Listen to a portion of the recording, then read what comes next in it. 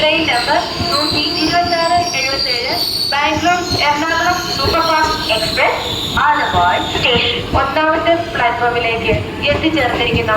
यात्रियों कृपया ध्यान दीजिए, गाड़ी number 12677 Bangalore Ernakulam superfast express Aluva station platform number 1 पर आ पहुंची है.